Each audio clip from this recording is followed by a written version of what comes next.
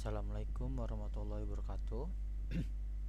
Perkenalkan, nama saya Khairul Andriansyah dari Universitas Mercu Buana, Fakultas Ekonomi dan Bisnis. Pada video kali ini, saya akan menjelaskan bagaimana cara melakukan uji asumsi klasik dalam format SPSS. Nah, di sini uh, saya sudah mendapatkan data sekunder dari pengaruh keamanan data dan kepatuhan waktu terhadap kepatuhan WP Badan Studi empiris pada Jakarta 2019. Sebelumnya, saya akan menjelaskan apa saja yang terdapat pada uji asumsi klasik. Yang pertama, uji normalitas. Uji normalitas adalah sebuah uji yang dilakukan dengan tujuan untuk menilai seberapa data pada sebuah kelompok data atau variabel, apakah sembaran data tersebut berdistribusi normal ataukah tidak. Uji normalitas berguna untuk menentukan data yang telah dikumpulkan berdistribusi normal atau diambil dari populasi normal. Metode klasik dalam pengujian normalitas suatu data tidak begitu rumit. Berdasarkan pengalaman empiris beberapa pakar statistik, data yang banyaknya lebih dari 30 angka maka sudah dapat diasumsi distribusi normal, biasanya dikatakan sebagai sampel besar. Lalu yang kedua, uji heteroskedastisitas. Uji heteroskedastisitas bertujuan untuk menguji apakah dalam model regresi terjadi ketidaksamaan variabel dari residu satu pengamatan ke pengamatan yang lain. Jika variabel dari residu satu pengamatan ke pengamatan yang tetap, maka disebut homoskedastisitas, dan jika berbeda akan disebut heteroskedastisitas. Lalu yang ketiga, uji multikolinearitas. Menurut Ghazali 2016, pada pengujian multikolinearitas bertujuan untuk mengetahui apakah model regresi ditemukan adanya korelasi antara variabel independen atau variabel bebas. Efek dari multikolinearitas ini adalah menyebabkan tingkatnya variabel pada sampel. Hal tersebut berarti standar error besar. Akibatnya, ketika koefisien diuji terhitung akan bernilai kecil dari tabel. Hal ini menunjukkan tidak adanya hubungan linear antara variabel independen yang dipengaruhi dengan variabel dependen. Jadi nilai toleransi rendah sama dengan nilai VIV tinggi, dikarenakan VIV sama dengan 1 bagi toleransi, dan menunjukkan terdapat kolinearitas yang tinggi. Nilai cut off yang digunakan adalah nilai toleransi 0,10 atau nilai VIV di atas angka 10. Lalu selanjutnya, uji autokorelasi. Menurut Ghazali 2016, autokorelasi dapat muncul karena observasi yang beruruntan sepanjang waktu yang berkaitan satu sama lain. Permasalahan ini muncul karena residual tidak bebas pada satu observasi ke observasi lainnya. Untuk model regresi yang baik adalah pada model regresi yang bebas dari autokorelasi. Untuk mendeteksi terdapat atau tidaknya autokorelasi adalah dengan melakukan uji rantes. Apabila nilai asumsi kurang dari 5% atau lebih dari atau 0,05, maka untuk HO ditolak dan HA diterima. Hal tersebut berarti data sudah terjadi secara tidak acak atau sistematis. Apabila nilai asim lebih dari 5% atau 0,05, maka untuk HO diterima dan HA ditolak. Hal tersebut berarti data residual terjadi secara random. Lalu nah di sini sudah terdapat data untuk menguji pada SPSS.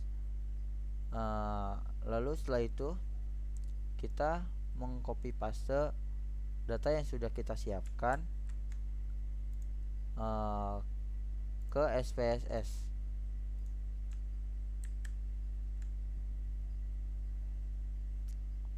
Oh iya, jangan lupa untuk mengubah dari string ke numeric. Semuanya numeric.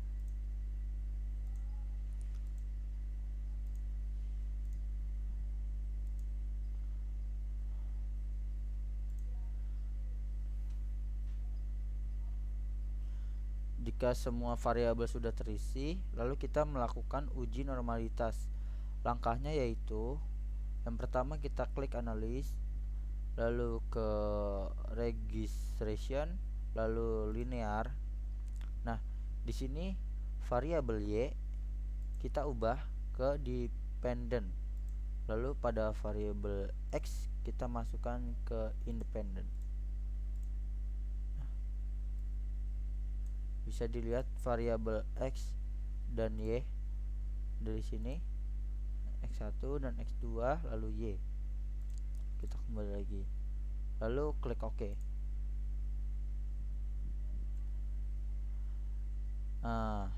Nah, jika sudah tekan OK, maka akan muncul output seperti ini. Lalu langkah selanjutnya kita ke non parametric test, lalu ke legacy dialog, lalu ke sampel KS, klik. Nah, di sini kita pindahkan semua variabel yang ada. Jangan lupa ini centang normal, lalu klik OK. Nah, di sini sudah muncul hasil uji normalitas. Lalu kemudian kita akan mengcopy uji normalitas yang ini untuk dipindahkan ke Microsoft Word untuk dilakukan analisanya. Kita copy.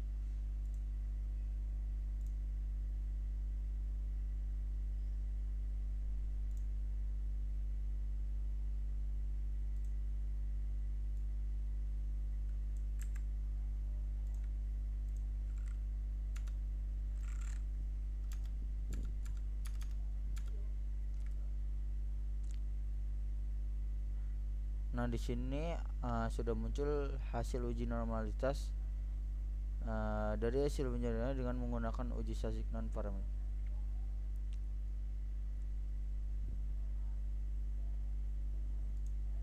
Lalu analisisnya,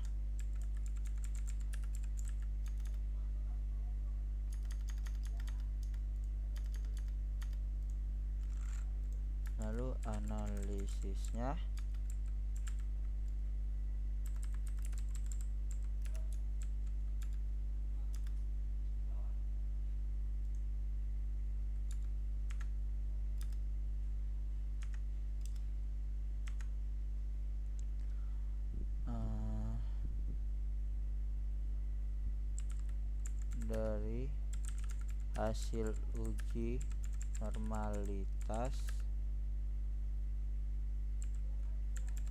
dengan menggunakan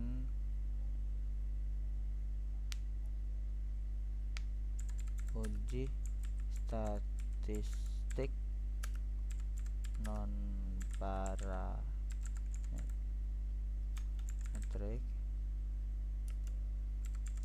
Kolmogorov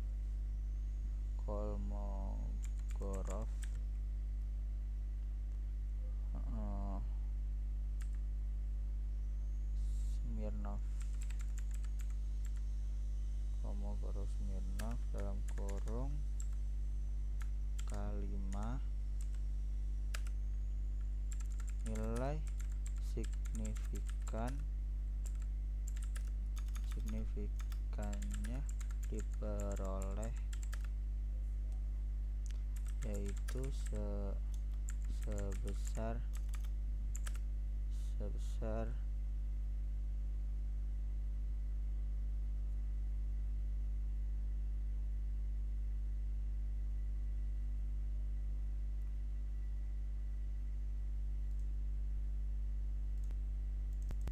bisa